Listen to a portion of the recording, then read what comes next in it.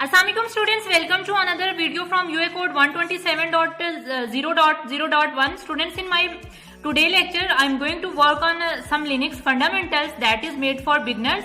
If I talked about today lecture content, the content that I will cover in my today lecture is present on my screen. You can see. If you are a beginner in this field, then I say that this lecture is made for you. This is for beginners, and the content that is covered in my today lecture is present in front of me. I will work on managing network by using different commands, and I will also teach you about process management, how you can actually work with different processes in Kali Linux. So let's start. I move to my Kali Linux and open terminal. Okay, zoom in order to see the font clearly. Let's start from beginning. Managing network, and first of all I will teach you about ifconfig. Guys, if I talked about ifconfig command, basically this command is one of the most basic tool for interacting with the active network interfaces. If I type here ifconfig and hit enter, students, here you can see when I type this command, int, that is my local IP address, is present in front of me, and the two interface it also shown to me. One interface is ETH0 and other is LO. So basically ifconfig command display the active interfaces. Right now two interfaces is present here, and it show me my local IP address. If I talked about netmask, if it also show me netmask present here, broadcast is also present. Student, you can see ifconfig command also display the MAC address. Here you can see MAC address is also present. Okay, if I talked about LO, basically it is a local host and it is always mapped to 127.0.0.1. Basically this is a local host IP address. Okay, students, if you want to check the wireless network device, then you can use iwconfig command. Right now, as I don't have any wireless adapter installed, so nothing is present to me. Two interface, that is LO and ETH0 is present here, but no IP address and no MAC address is shown, as I don't have any wireless adapter. Guys, but you can use this command in order to check your wireless active devices with their IP address and MAC address. Okay, let's move to next command, that is changing your IP address. Students, if you want to change your IP address, then how it can be possible?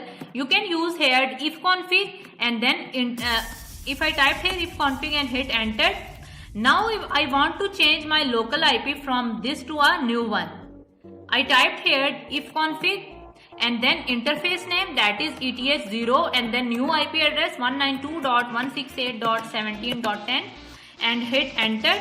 Okay guys, if I check my IP address again, now you can see my IP address is this one, 192.168.17.10. Previously it was this one. So in this way you can actually change your local IP address by using this command, ifconfig, interface name, and then the new IP address. Okay, spoofing the MAC address. Now I will show you how you can actually spoof your MAC address. Students, if I talked about MAC address, basically MAC address is globally unique and is often used as a security measure to keep the hackers out of networks or even to trace them. Spoofing your MAC address is almost trivial in order to neutralize these security measures and maintain anonymity. Okay guys, if I want to change my MAC address, I can use here ifconfig and then interface name, that is ETH0, and now here I type down.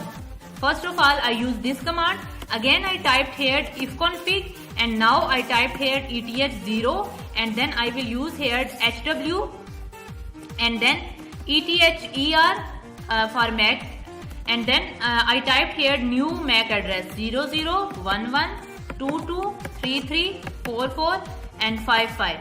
Okay, previously if I check my MAC address, you can see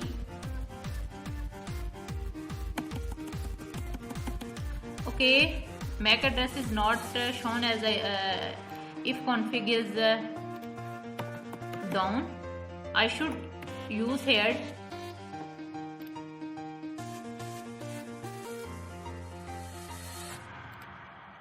Okay, if I type this command and hit enter, again now I should type here if config up command and hit enter. Now if I check my MAC IP address, students, now you can see my new MAC IP address is present here, 0011223344. So you can change your MAC IP address by using this command. In this way, you can actually spoof your MAC address.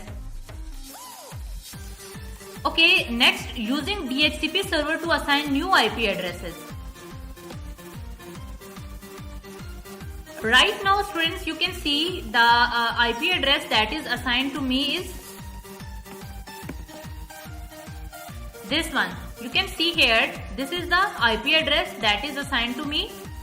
Okay, now if I want that DHCP server assign me a new IP address, student, if I talked about DHCP, basically DHCP is dynamic host configuration protocol server that runs on a daemon, a process that runs in background called DHCP daemon.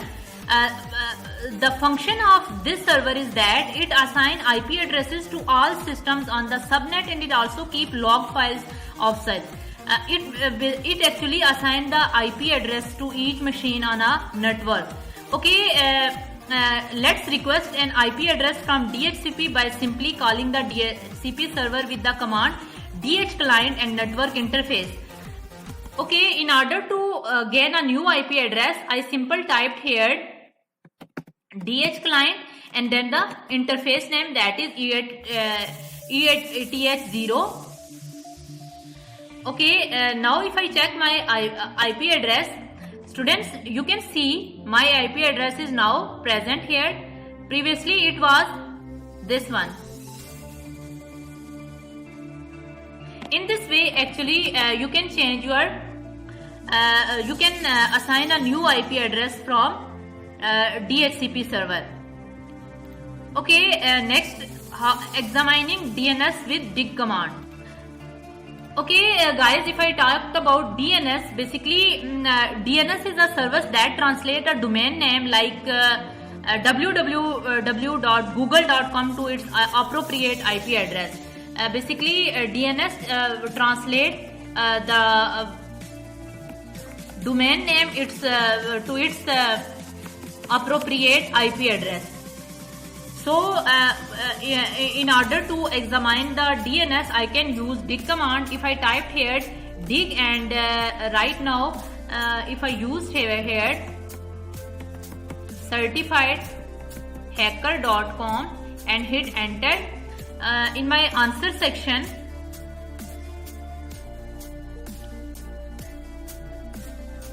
okay,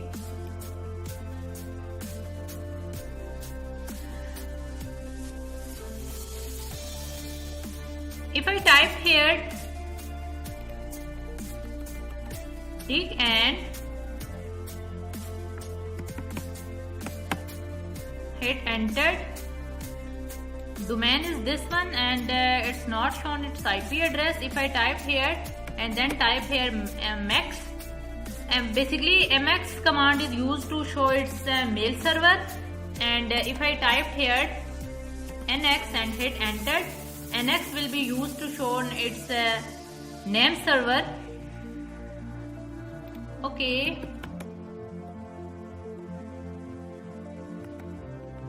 let's try another domain.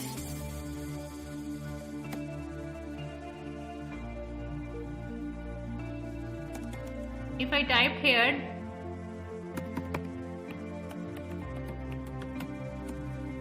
and hit enter, here you can see this is the domain name, and it shows the IP address for this domain. And if I type here MX, okay, the mail server that is the display for this domain is this one.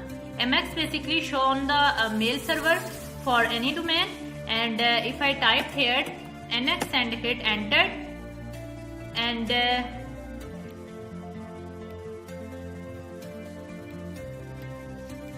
No name server shown here.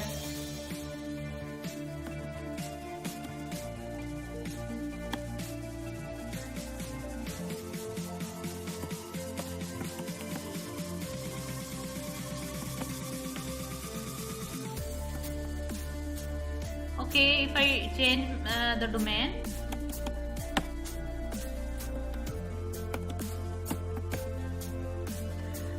basically dig command actually used for analyze the DNS. It will show the domain name, resolve its IP address. Okay, if I type here dig, and now if I type here hacking articles.in and hit enter, here you can see this is the domain name and it's the IP address for this domain, and another IP address for this domain is this one. Okay, if I type here mx and hit enter, here you can see the mail server for this domain is present here. There is 3 mail server is present for this domain. Okay, if I type here nx and hit enter, no mail server is actually present for this domain. So guys, in this way you can use dig command in order to examining your DNS. Okay, changing the DNS server. Students, if you want to change the DNS server, what you can do, basically all the information related to the DNS server is present in cat etc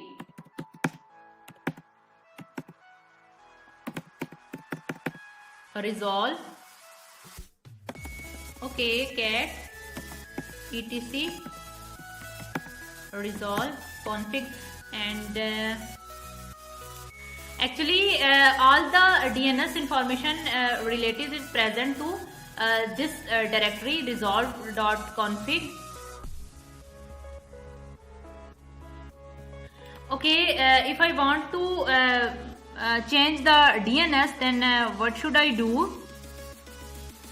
I can type here echo and then name server and 1.1.1.1 inverted commas close, and this one etc resolve dot config and hit enter. Okay, now if I try to check this one, if I type here nano etc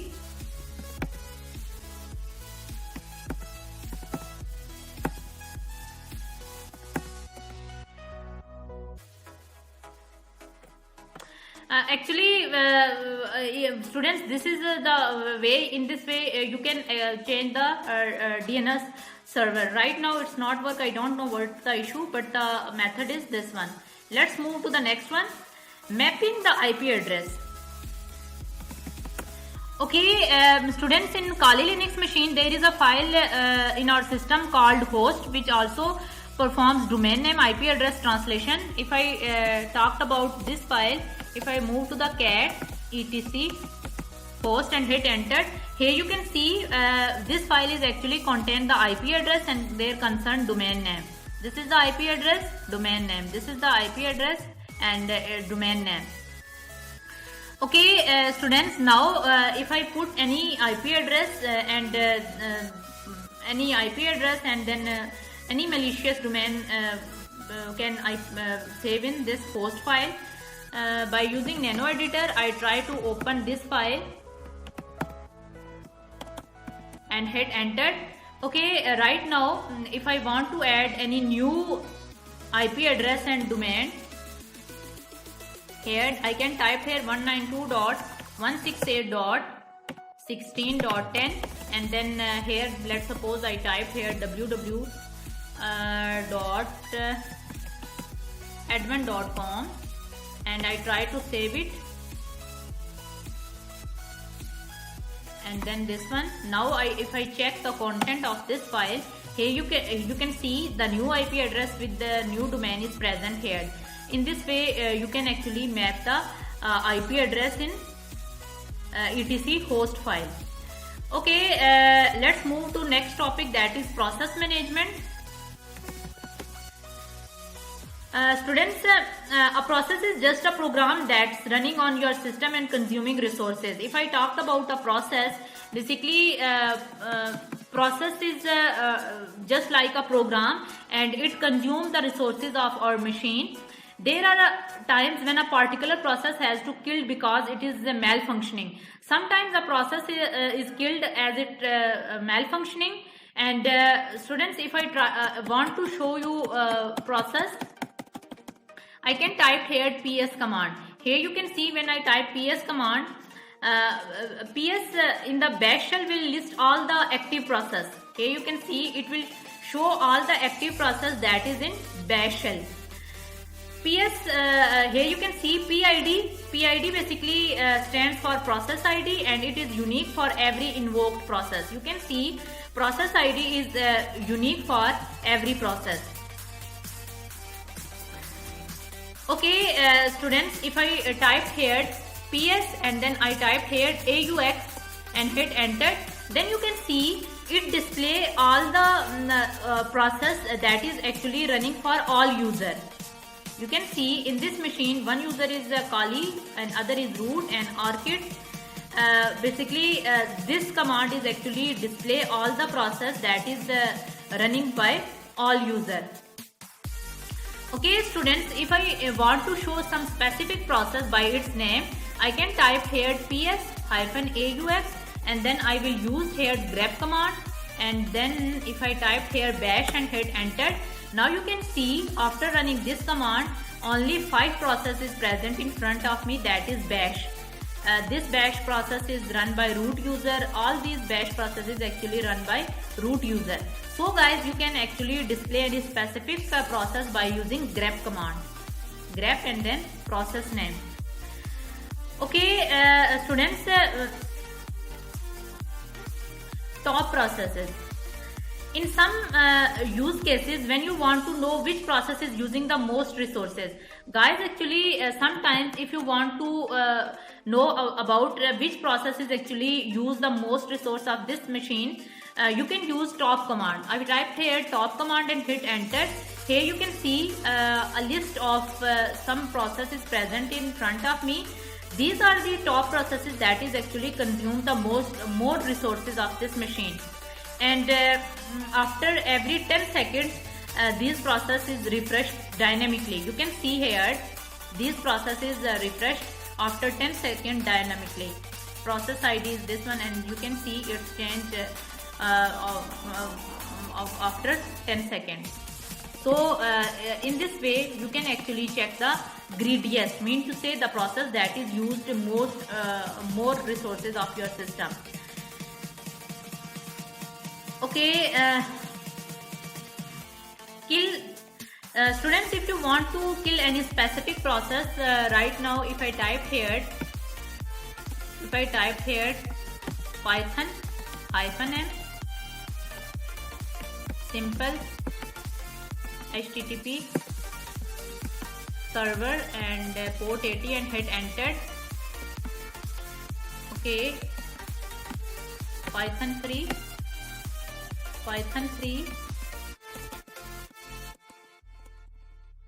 http.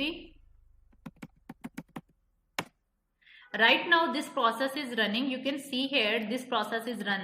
As I quit this by using Control C or Control Z, now if I type here ps command and hit enter, or if I type here ps-ef and hit enter, okay,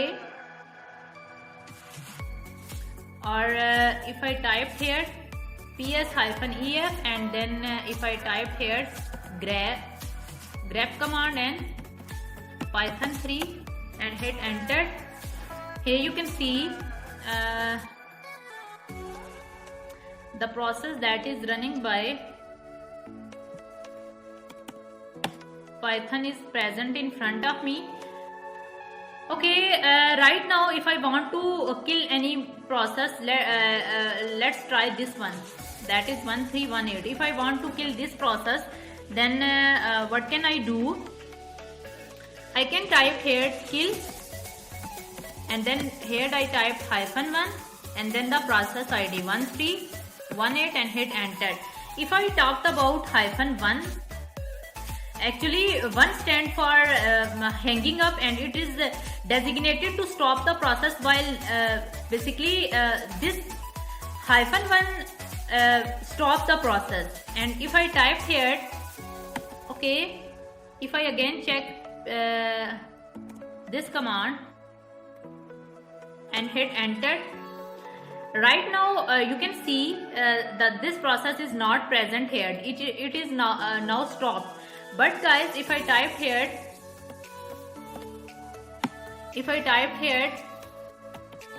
kill -9 and then process ID 1318 and hit enter, actually the difference between -1 and -9 is that -1 basically stop the process and -9 is forcefully kill the process. If you guys want to forcefully delete any process, then you can use -9 switch. Okay, running the process in background. Students, if you want to send any process in background, then what can you do? You can type end at the end of process. If I type here nano and then I type here sudo and hit enter, by using this command, the process that is sudo is sent in background. Actually, you can use and sign in order to send any process in background. Okay, if I type to bring it in foreground, I can type here fg, and then if I type this 1241 and hit enter,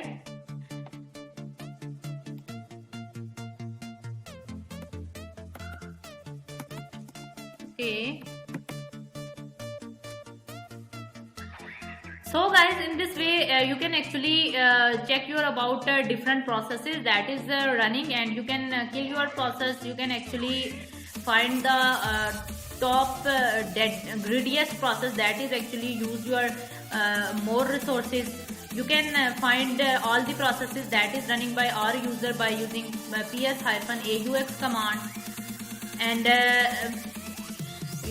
you will also use dig command in order to find more information about DNS. You can also use DH client command in order to assign a new IP address from DHCP server. So students, this is my today lecture in which in this lecture I teach you about managing network related some commands, and I teach you about some process management command. Hope so students you will practice about these commands by your own. Tomorrow I will come to you with my new lecture. Till tomorrow, Allah Hafiz and take care.